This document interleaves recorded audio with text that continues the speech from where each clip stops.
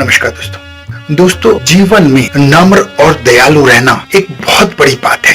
ये जीवन का वो गुण है जिससे आप जीवन को अच्छे से जी सकते हैं, जिससे आप लोगों के प्यारे रह सकते हैं, जिससे आप जीवन में तरक्की कर सकते हैं। विनम्रता और दयालुता बहुत बड़ी चीज है।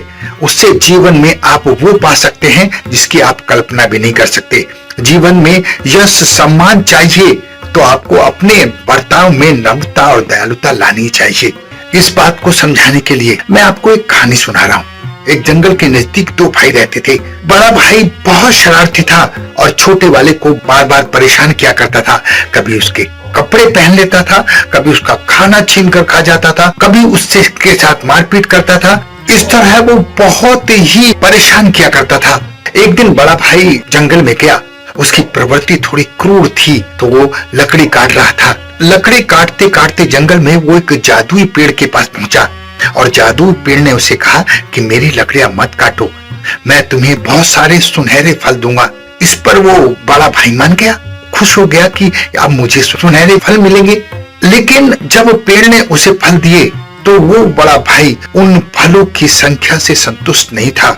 उसने पेड़ से और फलों की डिमांड की, लेकिन जादुई पेड़ ने उसे और फल नहीं दिए। इस पर वो क्रोधित हो गया और उसने उस पेड़ की सारी टहनियां काट डाली और उस पेड़ को छिन्न भिन्न कर दिया। पेड़ ने क्रोधित होकर उनके शरीर में बहुत सारी सुइयां चुभो दी, जिससे वो बेहोश होकर वहीं पर गिर पड़ा।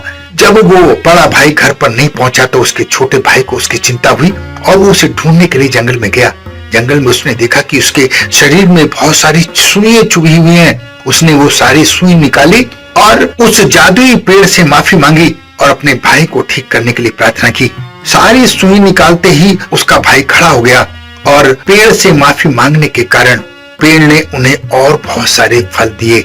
दोनों भाई सुनहरे फल लेकर वापस घर आ गए। दोस्तों, विनम्रता और दयालुता बहुत बड़ी चीज है।